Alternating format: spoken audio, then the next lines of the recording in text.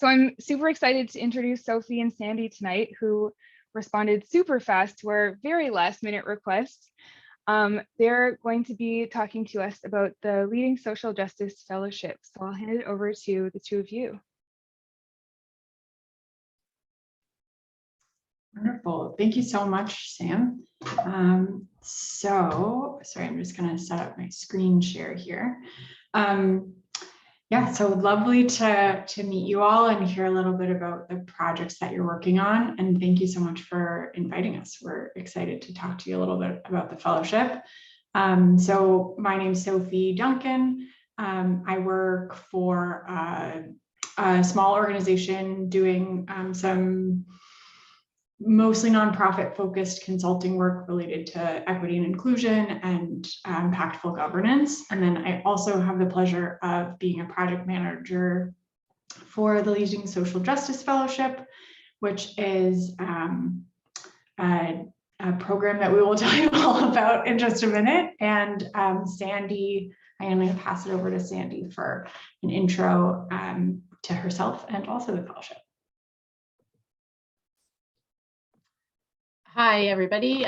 Super great to be here, and thanks again for inviting us. I echo Sophie's thanks. I work at Strategic Initiatives in United Way Greater Toronto, and those are internal and external projects that involve collaboration across teams, organizations, and sectors. The Leading Social Justice Fellowship is one of those initiatives. I work mostly behind the scenes and with our partners to ensure the program is a great experience for all, and really excited to hear more about the kinds of projects you work on. I have been wanting to come to a Hacknight for a long time when they come across my radar, and I'm never expected to be here presenting. So thanks for the invitation. We're really glad to be here, even on short notice. So I'm going to start off a little bit just talking about the partnership. You've got three logos on our first slide here. Those are our three partners: the University of Toronto's School of Cities, United Way Greater Toronto, and Rotman Executive programs have really partnered to offer the Leading Social Justice Fellowship that brings together practitioners, community leaders, and academics who are committed to advancing social justice in the GTA. I'm going to share a little bit of kind of why this and why now from United Way's perspective. Sophie's going to talk to you more about the program, the focus of the program and the experience, and then we have time for Q&As. So ask if you could jot some questions down, and we can get to those after we talk at you a little bit. So hope you'll indulge us for a moment. So we've seen how the pandemic exacerbated and expanded awareness of the inequities that have always been present in our communities. What it means to have a home, that homes are not always safe places, how rising housing and other costs are leaving too many hungry, how working a low-wage or in-person job puts so many at risk, and particularly people from racialized communities, plus women. United Way Greater Toronto has deepened our commitment to reconciliation and equity as a result of that, and this program is part of it. We've seen people who never felt precarious before feel it. Most have seen friends, family, and neighbors struggle during this time. It's really been a massive disruption of what's normal, and that opened up the kinds of possibilities to do things differently. And we saw that between governments meeting at tables with community organizations, examining problems, finding solutions, implementing ideas more rapidly, really giving us some glimpses of what's possible as we emerge from this pandemic. And while we want to reclaim many parts of our pre-pandemic lives, we know that what wasn't actually good for all. So as we collectively recover from this wild ride, we need to reimagine and rethink what we want to rebuild and what we need to dismantle or reinvent.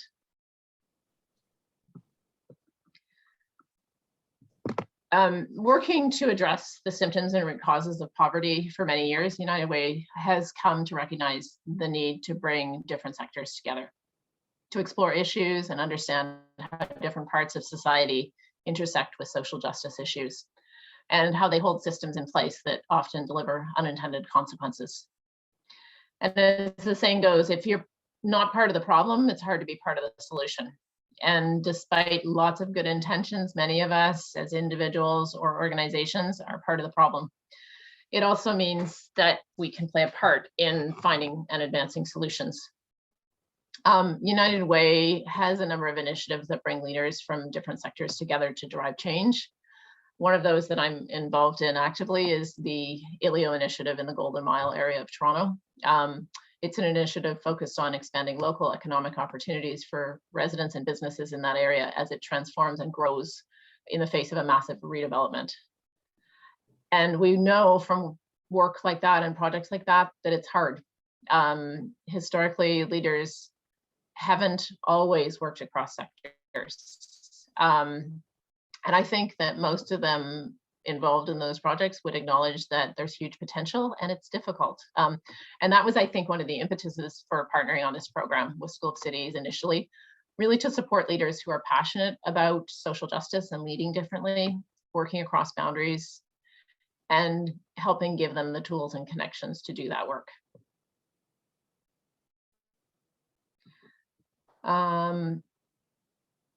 Technology and social justice. I think there are big intersections, and I think that's where, from what I understand, and a little bit about how you describe civic tech, that's where you play. So you're probably working on some of those social justice and technology related issues. During the pandemic, another thing that United Way did in collaboration with the City of Toronto was we co-convened cluster tables across the City of Toronto to understand who was being most impacted by the pandemic and how. And we wanted to support agencies working in those communities to actually collaborate in meeting those needs. I co-coordinate a cluster in South Etobicoke with a colleague from the City of Toronto, and we've been meeting virtually over the last 2 years, like you, thanks to technology. We've seen the essential role that technology's played in connecting people throughout the pandemic, whether it's around the cluster table, across families who are dispersed, for school children, and enabling some to continue working throughout from the comfort of their homes. Inequitable access to technology has been a persistent theme. Early on, part of what really just distressed me and started to turn my hair gray was really how people experiencing homelessness were suddenly cut off from access to public Wi-Fi in the cafes and libraries that they relied on traditionally. One of the things our cluster did was advocate around that to expand, and they also expanded their Wi-Fi ranges outside their organizations. Additionally, many agencies work with seniors, and many weren't very tech savvy, but even those that were fortunate enough to have the technology and the hardware didn't necessarily know how to use it. We haven't solved all of this, and there's, I think, a clearer recognition of access to technology is key in our society today. And last year in the program, from what I understand, there was a few applications from groups that involve technology, but not a lot that actually ended up participating in the program. And I know Sophie was going to share a little bit about one of those. So I'm going to hand it over to Sophie. Thanks, Sandi. Yeah, so last year we did have one really incredible team working to establish a hub in the GTA of data for Black lives. And they were working on issues of data justice and access and ownership over data to ensure that it was being used to protect Black lives and enhance Black lives, not monitor and surveil and punish. But we definitely did have a bit of a gap in terms of tech-focused projects last year, and we would be thrilled to see some teams focused on tech solutions or just the tech space and the intersection with social justice. So we're really excited to hear what you all are thinking about. And so I'll just give you a little bit of a overview of the program. So essentially the program offers 3 things: leadership development, project coaching, and network building. So the basic gist is we ask teams to apply with a social justice challenge in mind that they'd like to work on as a project throughout the fellowship. We'll get a bit more into the project specifics in just a bit. But so from June to November, we have online seminars every other week. They're on Thursday evenings, and they're just to speak to, I think, what Sandi was getting at with the partnership between School of Cities, United Way, and the Rotman School of Management is every seminar is led by Numan Ashraf, who's a professor at U of T, who brings like great academic background in this space, and Nation Chong, who is the VP of Community Opportunities and Mobilization at, oh, I'm sorry, my video sometimes unfocuses. Give me just 1 minute. He does have great musical playlists. Okay. So they really bring this dual academic and practitioner lens to the program, which is really excellent. And we also have guest speakers who come into each session and talk about, their own approach to leadership, their own experience making change in a whole variety of different areas. And then outside of those online seminars, we offer a couple of project-focused workshops that are focused on like skill building specifically for your project, as well as some other course materials and resources. And we have monthly team-based coaching where we meet with your team and we talk to you about how your project is going, what are your goals, what are the hurdles you're coming up against, and basically talk through everything from like project management to specific tools and resources to apply in the way that you address the issues. And then you receive a certificate of completion at the end of the program from all the partners. And we have kind of a graduation celebration. Everything last year was online. This year, we anticipate that the vast majority of it, and certainly anything that's sort of a mainstay of the program, will be online, including all of the seminars and the team-based coaching.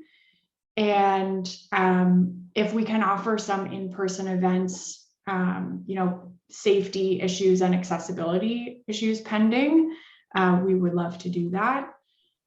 And let's see. So this is just sort of a rundown of all the dates of the sessions. Applications are due April 11th, so it is coming up. And I encourage any of you, if you're thinking about it and you have questions, please reach out to me. I'll put my email in the chat. We also have it listed at the end. Would be happy to talk with anyone about any questions or feedback that you have. Great. So in terms of who should apply for the program, please apply. You definitely should. It's a really incredible group of people, and it's such a lovely experience. Like, you'd think Thursday evenings wouldn't be a super fun time, but it is really like quite a joyful gathering of people.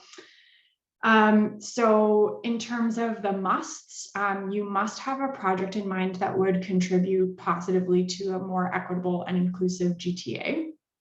You must apply in a team of 3, but you can be from the public sector, from the private sector, from community or social sector. You can be sort of your own free agent in no sector in particular.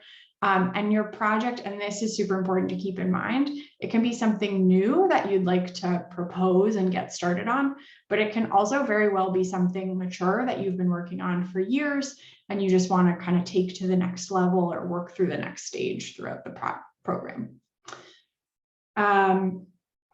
Okay, and in terms of the application process, as I mentioned, due April 11th, we ask that you apply 1 application per team of 3. And some of the things that we're looking for in the application, it's a pretty simple application. You can see it all online on our website, which Skydra has graciously shared in the chat.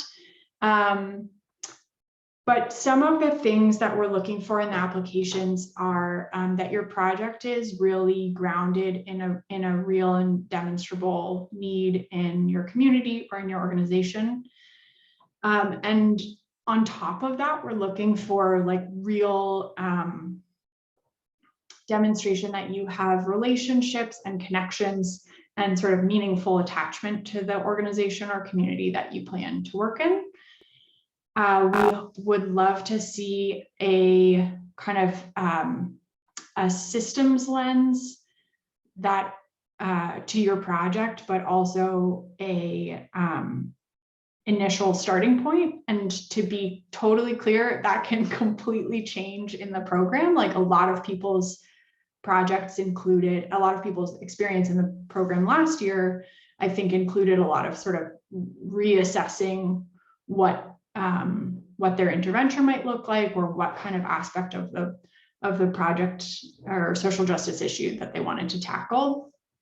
So that can definitely change, but we do want to see some kind of initial leverage point.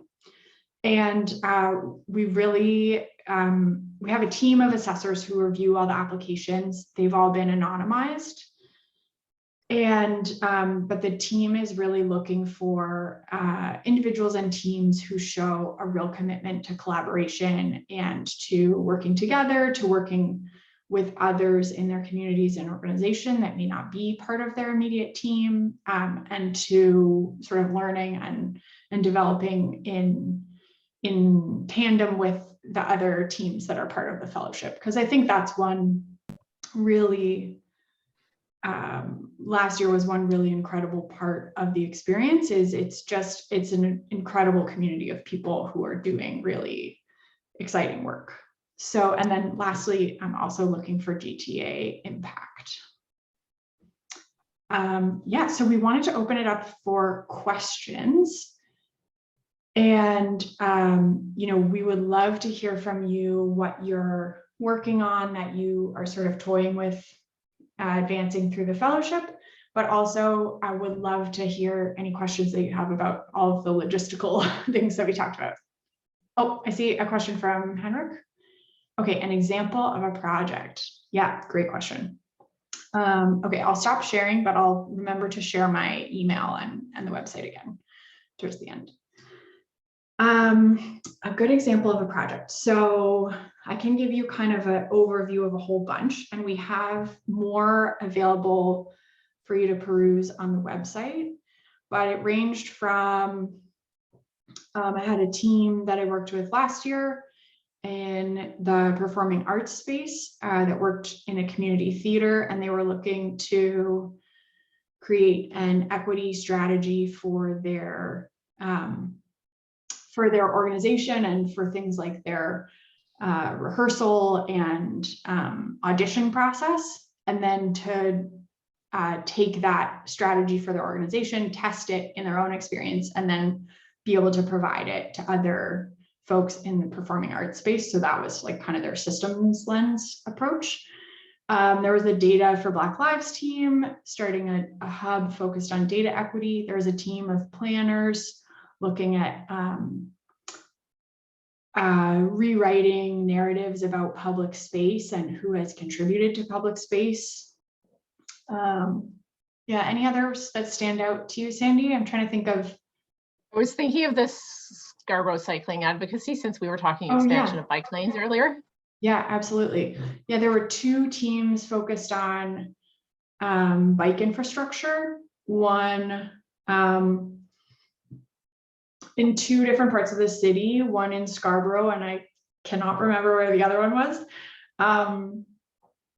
And they were looking at kind of the consultation process with communities and how to make that either a more equitable process or something that was more accessible to people, or, you know, like how do they make sure that the voices, like sort of underrepresented voices, are at the table, and how do they, the Scarborough team in particular was looking at bike infrastructure had actually been removed recently in Scarborough, and so how to sort of push for that as a part of healthy and low-cost transportation in a city.